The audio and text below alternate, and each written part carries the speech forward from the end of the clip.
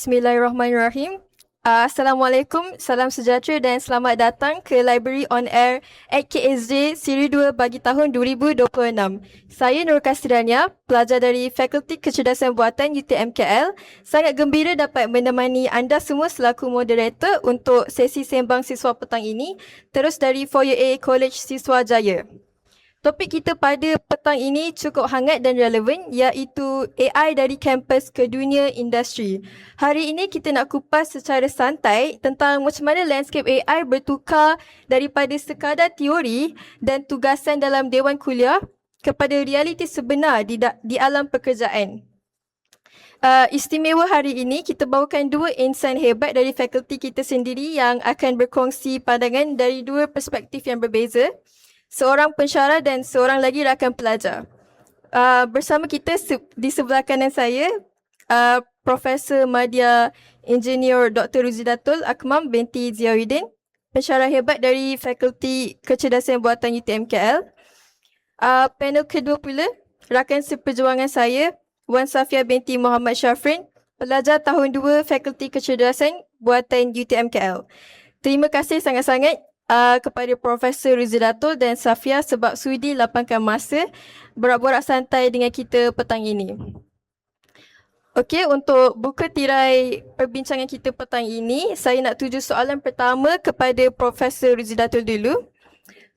Profesor, kalau kita tengok sekarang, AI bukan lagi sekadar teknologi masa depan atau idea science fiction, tapi AI sekarang dah sebati dalam kehidupan dan industri sekarang.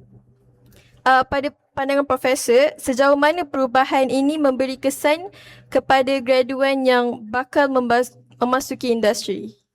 Okey, Assalamualaikum dan salam sejahtera. Terima kasih kepada moderator Cik Kasih. Ya. Cik Kasih merupakan student saya lah, beberapa kursus. Okey, bagi pertanyaan tadi, kita sebenarnya dapat lihat AI ni sudah menjadi sebahagian lah daripada kehidupan kita. Kita boleh cakap our buddy lah ya, or best friend, BFF actually. So kalau siapa yang ada girlfriend, boyfriend tu jangan jealous lah. Sebab you punya boyfriend, girlfriend tu dia ada lebih lagi BFF ya. Dia spend more time with all the AI tools. Kita dapat lihat AI ni sebenarnya membantu daripada segi pekerjaan baik daripada segi menyelesaikan masalah, daripada segi mereka bentuk, daripada segi proses. Ya, kita dapat lihat even pelajar pun kalau nak membuat laporan, nak dapat the idea especially nak dapatkan idea, semua kita brainstorm. So the brainstorming process tu berlaku dengan AI. Last time brainstorming ni hanya dengan kawan-kawan, colleagues ya. But this time around the brainstorming session tu dah start dengan AI, and then it goes to the design itself, the process, what types of software to use, and even up to the coding itself ya. For instance, like if you wanted to write a Python programming, any programming, MATLAB ke C++, you will actually use or utilize AI ChatGPT. So same goes to the industries and even up to the writing report as well. So all this process flow or the workflow actually also happen in the industry itself. So it's not really about AI versus human. Okay, last time maybe like past few years ago, semua orang takut AI akan ambil pekerjaan manusia. So we can say AI versus human lah last time. But this time around it's about human with AI ability versus human without AI ability. So those yang human engineers yang tidak tahu menggunakan AI, kemungkinan amat besar productivity dia akan berkurangan. Compare with those engineers, staff, executive yang tahu menggunakan AI, more likely the productivity will increase. So instead of like you are given 8 hours untuk kerja, maybe you can actually complete the task 2 or 3. Okay, maybe 1 in the morning, 1 in the afternoon or evening time. But with AI, actually you can produce more. Okay, so that is why AI we can say as a career multiplier. So this is actually the kesan. Okay, it will increase the productivity for sure. It will increase the efficiency, that's for sure. But again, you have to use the AI with responsible, with the AI ethics. That's why we actually emphasize responsible AI sovereignty. Maksudnya kedaulatan AI. You kena jaga all the data. When you're outside there with the industry, when you are now as a student, you tak fikir about the privacy issue, right? You guna je AI, you share je the data, right? But when it comes, when you work, you have to think ahead. Meaning that you have to think about the data privacy, the report that you're going to share, all the process, maybe the guidelines, all these very sensitive PNC, private and confidential data and reports, you have to be very particular about this. Yeah. So this is where I would say the gap that the student will find once they join the industry lah. Okay. Kasih. That's all for me. Thank you. Okay, menarik pandangan Profesor. Untuk graduan yang bakal memasuki industri, dorang tak boleh je tahu about AI, tapi dorang kena master how to use AI, like prompt engineering, because those skills are going to make the task more efficient. Yes. Bila sebut pasal persediaan melangkah ke industri, saya nak tanya Safia pula. Sebagai pelajar, Safia memilih untuk sambung pengajian dalam bidang AI waktu teknologi ni tengah berkembang dan popular. Apakah yang mendorong Safia memilih bidang ini dan adakah jangkaan tersebut sama dengan realiti yang dilalui sekarang? Okay, so masa saya nak apply degree for UPU lah kan, saya ada dua things je yang saya buat. Which is the first thing, saya Google like the highest paying job in the world with the least amount of work. Which is keluar computer science, especially machine learning lah. So saya very macam money driven. Saya search university mana yang ada AI. So dia keluar ada UTM, ada UM, ada UTM. Lepas tu saya decide untuk pilih UTM lah. Sebab saya pilih macam, oh UTM masih dekat JB. So saya boleh experience JB. Sebab semua college yang saya masuk dekat KL or Selangor. Okay, so I have like no expectation for AI. Which is, saya tahu macam AI ni banyak coding. Tapi bila saya dah belajar masuk first year, tak ada coding pun. Satu subjek je coding. Semua benda maths, mathematical concept, fundamental. So I think there's a very different reality lah. Sebab I step in with no expectation, with money driven. Okay. So, tapi lama-lama kan, bila belajar, I actually like fell in love. Sebab AI ni, bila kita belajar, dia ajar kita cara macam mana nak problem solving, cara nak understand human value. So, saya rasa macam benda ni tak dapat dalam subjek lain. So, I'm really glad that I took AI. So, yeah. Okay, unique factor yang mendorong Safia memilih AI sebab Safia sangat money driven. Yeah. Saya ingat waktu saya pilih AI dulu pun saya tak ada expectation langsung sebab saya memang tak tahu apa yang kita akan belajar dekat AI except for coding. Okay, back to Profesor Rizadatul. Bila cakap pasal industri yang sentiasa bertukar rentak ni, apakah kemahiran paling utama yang wajib dimiliki oleh pelajar untuk kekal relevan? Selain kemahiran teknikal, apakah soft skill atau kemahiran lain yang makin diberi perhatian tinggi oleh majikan masa kini? Okay, terima kasih ya, kasih. Okay, so saya percaya dalam 4 year ni, majority of them are diploma students, right? Some of them are engineering background, some of them in computer science. Ya, dua ni lah setahu saya ya, diploma. Okay, I would say actually computer science would have an advantage in term of this era.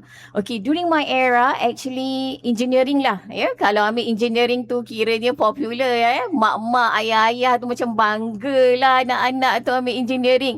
Habislah lembu semua dia kan. Dia korbankan nak bagi kenduri lah ya. Sebab dia very proud. Especially dekat kampung-kampung lah ya. Very proud anak dia ambil engineering. Belajar pula kat KL pula tu ya. Daripada kampung turun KL. Bawa semua, anak beranak lah semua. Dia betapa happynya during those era lah, era saya.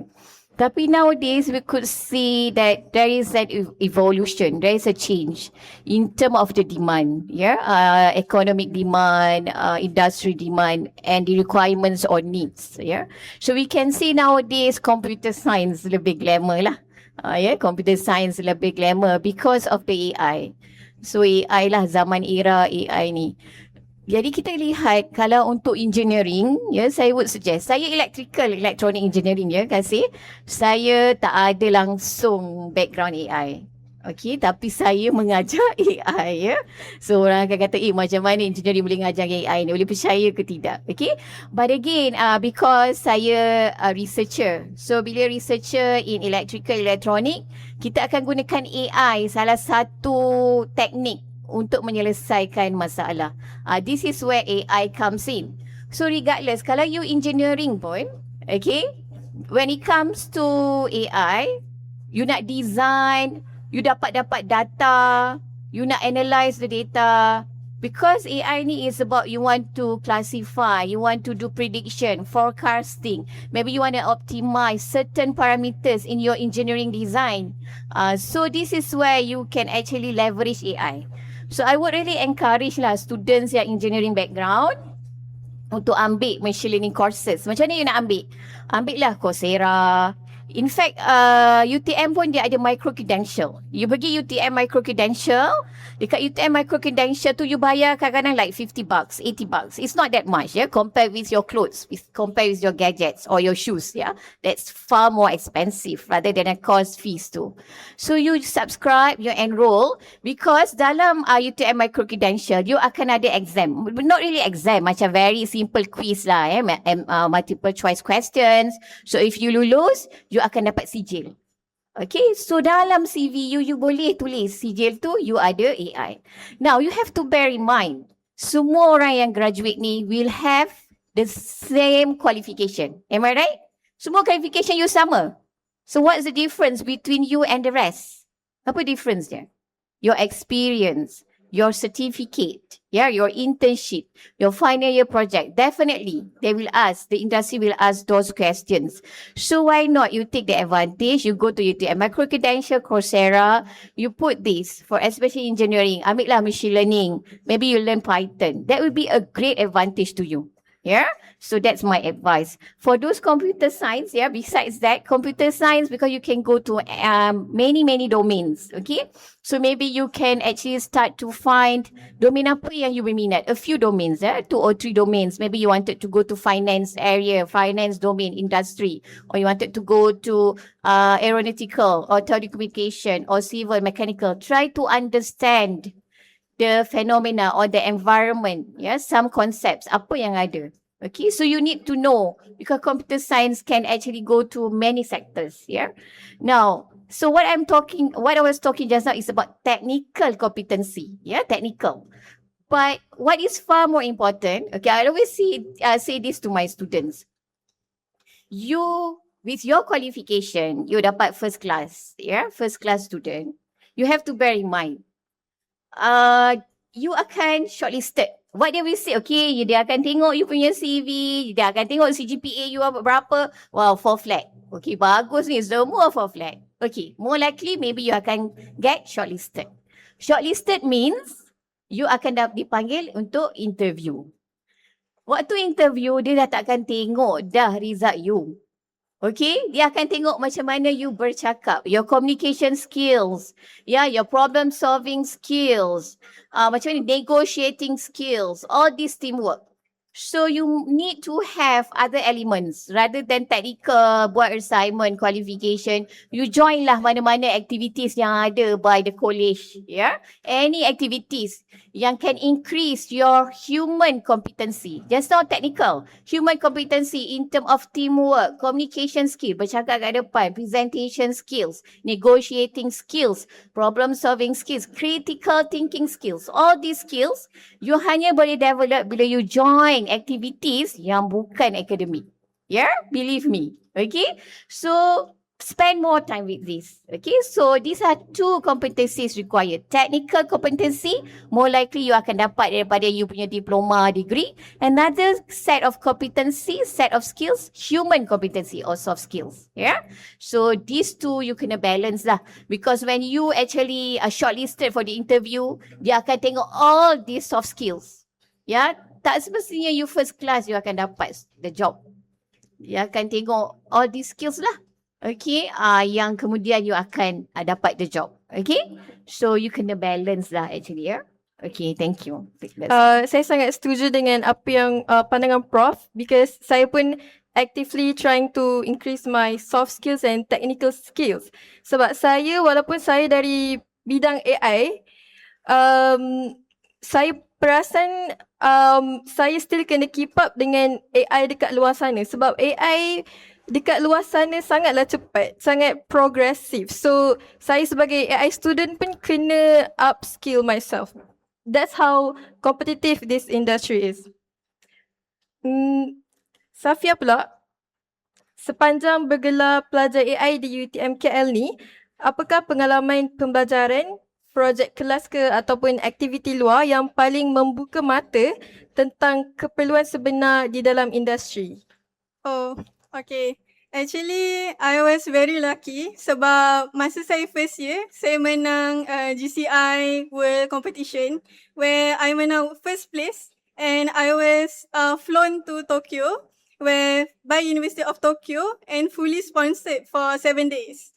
So, actually course ni offered by UTM, satu first year UTM AI kan, masuk join course ni and then unexpectedly saya menang first. Actually, masa announcement tu, saya tak turun pun. Sebab saya rasa saya kalah. Okay, saya takut kan. Sebab saya tengok leaderboard tu, malam tu, saya nombor macam 17. Sekali kan, pagi tu, ada satu lecturer ni, dia call saya. Oh, mana nombor 1? Kenapa awak tak datang? Lepas tu, macam you ke? Alamak kan. Lepas tu, orang Jepun tu, dia memang datang Malaysia. Sebab dia nak bagi schedule kat saya. Tapi masa tu short sem kan. Time tu saya tak ada kelas. Saya kat rumah. Lepas tu diorang paksa saya masuk Google Meet. Sebab diorang nak jumpa sangat saya.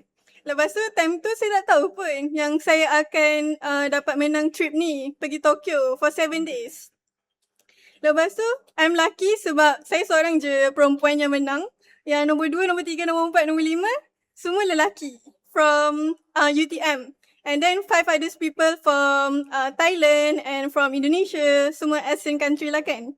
So dekat sana, everyone was super smart. So what makes we different kan? So obviously how we communicate. So bila kat sana, diorang bawa kita orang jumpa startup. Dekat University of Tokyo ni, diorang macam ada incubator startup tau. Where they train like diorang punya student ni untuk buat startup and then diorang fund the startup and then dapat like business model, dapat revenue. And revenue tu, diorang memang dapat millions. Okay? Ada satu ni, which is HR punya startup lah. Dia bagi tahu saya macam saya menang first kan. And I was the only girl yang menang. Yang lagi satu is the only girl is from Indonesia. Nama dia Chika. Kita orang 2 je daripada 20 orang. Yang 18 orang tu semua lelaki. Can you imagine how nervous I was? And then budak UTM pun saya tak kenal. Sebab time tu batch ramai. And then I'm also macam suka sendirilah, alone kan. I suka kawan dengan perempuan je. Lepas saya tak kenal budak lelaki. Lepas tu saya jumpa diorang ni, time nak pergi KLIA. Saya kena jumpa. Sebab ni lah teammate saya kan. So kat sana. Lepas tu, back to the founder. Founder tu cakap lah kat saya. Like, the reason you won is that you pitch really well for your presentation. Okay, yang lain semua only cakap pasal model diorang accuracy tinggi, recall tinggi. Tapi I actually talk about the business model, which is what the core of the course is. So, I'm lucky for that. Kan, I berjaya dapat industrial training dekat sana. Actually, cannot talk much sebab I sign an NDA. So it's really like PNC. But yeah, it's really lucky. Like you tak tahu like what's ahead of you kan. Like that I was saying, I masuk ni sebab nak duit je, nak gaji besar. Tapi end up I dapat 7 days trip to Tokyo. Yeah, and then saya nampak juga flyer tu this year, it was distributed. And then diorang cakap juga dekat saya, which is pelajar UTM yang masuk 5 orang je. So I feel like rugilah. Kan, this was an opportunity yang diorang memang sediakan slot untuk pelajar UTM masuk. Tapi 5 orang je masuk instead of 100 year last year. So yeah, I was really lucky for that. Thank you. Wah, that was really impressive. Saya ingat lagi waktu Safia menang tu. Memang hype gila. Selain daripada menang that GCI, ada pengalaman pembelajaran bagi saya yang dapat menunjukkan keperluan sebenar dunia industri is hackathon. Sebab usually most hackathon kat luar sana, dia akan provide you with case studies. And these case studies are coming from real industry with real problems.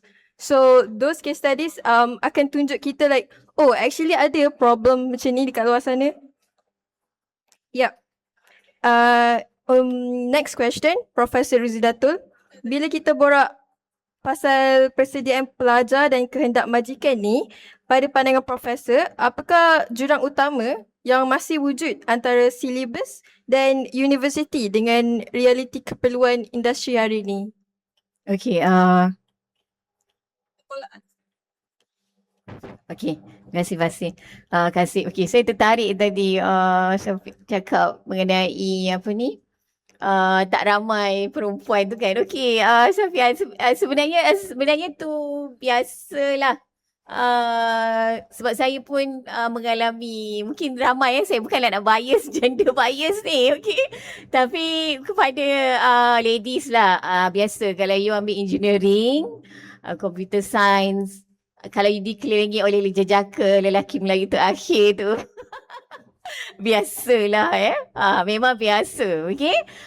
Tapi you have to be strong. Memanglah kita, I would say actually sikit lah saya nak cakap, kita wanita Malaysia ni kita pemalu, kita memang culture kita dan kita memang patut malulah as a Muslimah. Berbanding dengan mereka yang di barat ataupun non-Muslims, kita memang dah macam tu. Cuma kita hendaklah malu bertempat. Itu jawapan dia. Kita hendaklah malu bertempat. You mesti pandai bawa diri you ke mana saja. Kalau katakan you rasa semua lelaki, you try lah mingles, mingles. But of course adalah dia punya batas-batasnya. Okay? Jangan rasa terperanjat lah kalau you tak ramai. Memang itu biasa. Saya dah memang biasa dah kalau macam tu. Okay, untuk menjawab soalan Kasih berkenaan apakah gap di antara universiti, silibus universiti dan juga industri. Sebenarnya gap tu dulu mungkin gapnya agak ketara berbanding sekarang. Sekarang ni kita sebagai lecturer, researchers, percayalah lecturer you memang bertungkus lumus untuk mengurangkan jurang antara universiti dan industri. Sebab tu you akan nampak soalan, assignments, final year project you, your exam questions akan lebih kepada industry oriented. So kita akan fikirkan apakah segala kemungkinan industry based problems yang kita boleh actually terapkan dalam soalan assignments or exams. So kita ada sebenarnya proses sebeginilah untuk mengurangkan gap yang ada. Cuma itulah sebenarnya gap yang amat ketara adalah industry based problems lah sebenarnya. Kita akan tengok contoh AI tools, AI software ataupun hardware yang digunakan, equipment, devices yang digunakan oleh industri tidak sama dengan apa yang ada di universiti. Okay, dia ada gap dekat situ. Sebab ada sesetengah hardware ataupun software proprietary. Memang hanya terikat pada industri tu. Kan? Industri takkan nak share, itu software dia, hardware dia. Takkan dia nak share dengan universiti for free. Tak mungkin free. Okay, sebab kita kena bear in mind, industry always fikir money. Okay, dia are actually money driven lah organisation. Dia akan fikir duit. Kalau untung, dia berminat untuk collaborate. Kalau kurang untung ataupun ada kepentingan yang lain, maka dia akan collaborate lah. Kalau tak menang kepada industri, agak sukar ya. Kalau lillahi ta'ala tu, to be honest tu, tak banyak lah sebenarnya industri yang lillahi ta'ala. Memang tak ramai. Jadi itulah sebenarnya gap yang paling ketara. Untuk kita terapkan industry-based problems, industry software, industry hardware, apa semua design tu dalam syllabus memang agak sukar. Ya, sebabkan yang macam saya cakap, proprietary. Ya, barang-barang tu, semua devices tu belong to the industry. Dan kita ada banyak industri. Mana mungkin kalau kita ada 10 industri dalam engineering, it's more than that. 10 jenis hardware yang berbeza, 10 jenis software tools yang berbeza, 10 semua kita nak ajar dalam akademik. Tak mungkin kan? You all pun dah mengeluh. Alah banyak ya doktor yang kita orang nak belajar ni. Berapa banyak soalan keluar dalam periksa. Banyak yang doktor nak mengajar, nak baca slide. Pun dah mengeluh. Bayangkan kalau ada 10 hardware you all nak belajar. Tak mungkin kan? So that's the reason why dalam akademik kita bagi asas. Ya, kita bagi asas. Bila you tahu the foundation, dalam Islam pun kita bagi asas. For any religions, kita bagi asas the foundation. Once you ada the foundation, even kalau bangunan, foundation itu penting. Once you ada foundation, barulah akan kukuh bangunan tu. Kalau foundation you haprak, tak ada apa-apa, habis dah runtuh semua. That's why di universiti kita bagi you foundation, the basic principles. Kita generalize because wherever you are, whatever tools, hardware yang you guna, okay, whatever software yang you guna or whatever design yang you nak kena buat, you dah ada basic yang you tahu macam mana to move on. You expand, you do the evaluation. With the AI tools, that's very easy, right? You know how to expand. You boleh brainstorm dengan AI. But again, you know apa yang you buat. That is far more important. You know what you are doing. You can decide whether the design is correct or not. Yeah? You have to decide. You tak boleh tanya ChatGPT. Kadang-kadang you tengok, ChatGPT ni merapu lah, ya. Contoh. Because why? Because you ada fundamental knowledge and you can make a decision with that.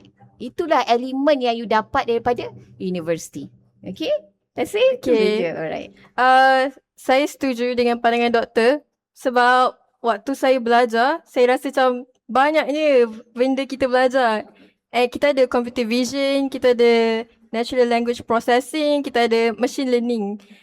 Saya tak sangka pula dekat luar sana, those skills still tak cukup sebab each companies dia more specialized. Dia perlukan more specialized skills. So that's why kita ada still gap kat situ.